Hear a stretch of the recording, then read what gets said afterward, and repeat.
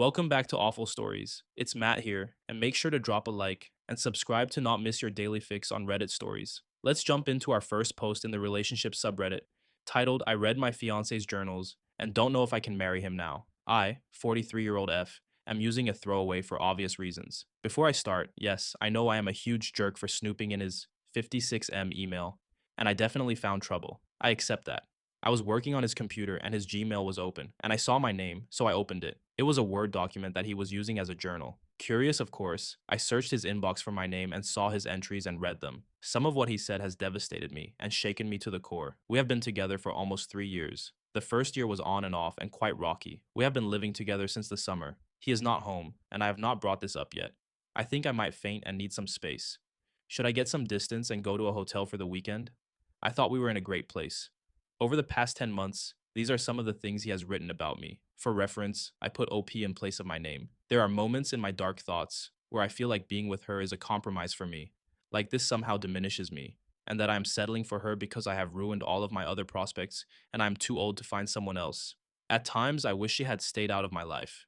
I wonder if I had stayed on my own if someone better would have come into my orbit. There is so much to deal with. So many bad feelings and darkness. I find that I am thinking about Lauren a lot, but who's to say that she would be any better? The reality is that I met her on tour and slept with her a day later. What kind of woman is that?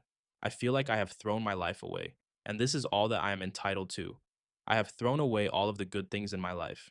Someone like OP would never have been able to get to me. When I was younger, I had many opportunities to be with women like her, but declined. I am uncertain about whether this is a good thought pattern to have. My mind wanders to places, like what it would have been like if someone like Lauren could have been in my life instead of OP.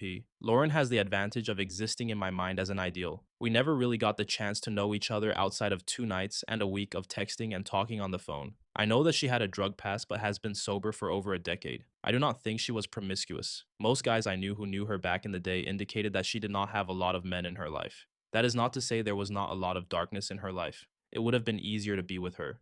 There were not all of these men in her orbit like OP. She was never married, so there was no divorce. She is not as emotionally damaged as OP. In some ways, I feel like being with OP is some sort of karmic thing. Like this is what I deserve for being non-committal for most of my life. I have my own damage. Everyone likes to think that they are a good person, but there are moments when I am not so sure about myself. Kiwi Spouse said, 1. If he could get with Lauren, he would soon be finding fault with her too. 2.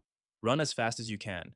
He does not even like you at all. Do not be a placeholder. You are not even second best here. I am sorry for how you feel at the moment, but it is good that you know so you can make your own decisions. M. Leek said, he is 56 and still deeply stuck in his Madonna mistress complex. These are the musings of a bitter and resentful 28-year-old who is losing his mind about turning 30, and they are laced with hateful judgments of you as a complete person. That is not a safe and secure lifelong partner to enter life's later stages with. You should not have seen them, but you did. And now you know you are not safe or secure with him. But here is my bigger thought as a fellow, fully grown woman.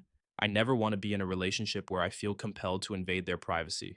I do not want to be that person. I refuse to be that wife. Once I become that person in a relationship, to me, that relationship needs to end. It is broken beyond repair, and I will not let its brokenness demean me further.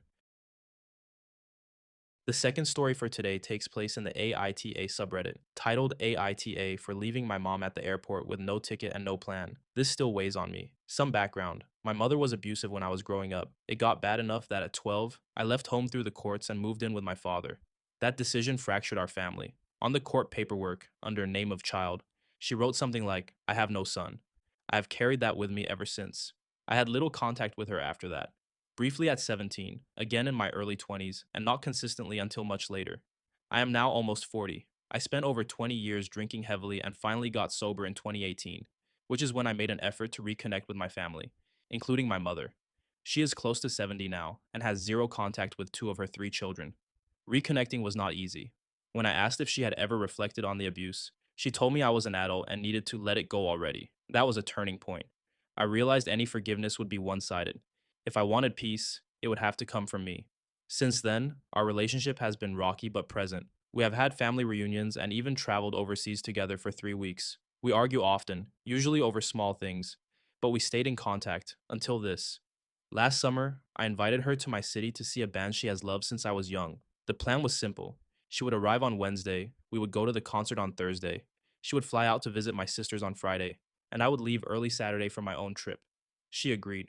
When she arrived, she mentioned that she had only bought a one way ticket and would book the Friday flight later. That made me uneasy, and I reminded her several times to make sure it was booked. I thought I had made it clear that I did not want anyone staying in my house while I was gone. Friday came. The concert was fine. Then she told me she still had not bought a plane ticket, and now that prices had gone up, she planned to stay a few extra days while I was away. I told her plainly, I am leaving at 5 a.m. tomorrow. You need to get on that plane. I even offered to cover the extra cost. She refused and invited herself to stay at my place. That was when I said clearly that I was not comfortable with anyone staying in my home while I was not there.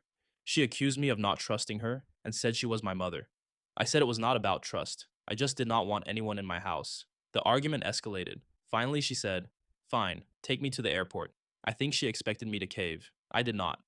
I packed the car, grabbed my daughter, and drove her to the airport in silence. When we arrived, it felt like a standoff, as though she was waiting for me to say, Never mind, do not go. I did not. I took her bag out, set it on the curb, and told her, If you cannot find a ticket, let me know. I can help you pay for a hotel. Then I left. Months later, I'm still thinking about it. I do not think I stranded my mother without options. I offered to cover the cost of the flight and hotel, but I did leave her at the airport knowing she had not booked a ticket. OP is not the jerk here. They're just finally doing what should have happened decades earlier, setting a boundary and actually holding it. Let's be clear about what happened. OP's mom showed up with a one way ticket, already a red flag, ignored repeated reminders to book her return flight, then decided to just stay at OP's place anyway without permission while OP was gone. That's not a misunderstanding. That's deliberately testing whether OP would cave. And OP didn't. OP offered money, offered solutions, but said no. That's it. That's the whole thing. OP spent 20 years drinking over this woman, got sober, actually tried to build a relationship with someone who's made it clear she'll never apologize or take responsibility. Then when OP finally said, no, this one thing I need is non-negotiable, suddenly OP's the bad guy for not folding. OP's still waiting for permission to be allowed boundaries. OP's allowed to keep her out of the house. They're allowed to say no, and allowed to stop feeling guilty about it. This third and final story takes us to the relationship advice subreddit titled, My fiance wants his mom in the delivery room and I'm being called selfish. I am 6 months pregnant and we just had a huge fight about the delivery. My fiance thinks his mother should be in the room when I give birth because it is her first grandchild and she has been so supportive. I said absolutely not. I want just him there, and maybe my own mother if I decide that later. Now his whole family is saying I am being selfish and excluding them from this special moment. His mother even cried, saying I am keeping her from bonding with the baby. My fiance says I am overreacting and that she just wants to help and support us. But here is the thing. I am the one who is going to be half naked, in pain, possibly defecating on the table, and extremely vulnerable. This is not a spectator sport. I do not want anyone I am not completely comfortable with seeing me like that. His mother is nice, but we are not that close, and she has already been somewhat overbearing about the pregnancy, sending me articles about what I should eat, asking invasive questions, and planning the nursery without asking me. My fiance says that if I really loved him, I would compromise on this, but I feel like my comfort during literal childbirth should not be up for negotiation. Am I being unreasonable? Everyone is making me feel like the bad guy here, but it is my medical procedure. How do I make him understand that this is not about excluding his mother, but about me feeling safe and comfortable during one of the most intense experiences of my life? Tolkien said, Tell him his mother can watch when he gives birth. Jokes aside, you should get some couples counseling, because regardless of whether this is a first offense or not, it is only going to get worse once the baby is born. He needs to learn that you and your feelings are more important than his mother's.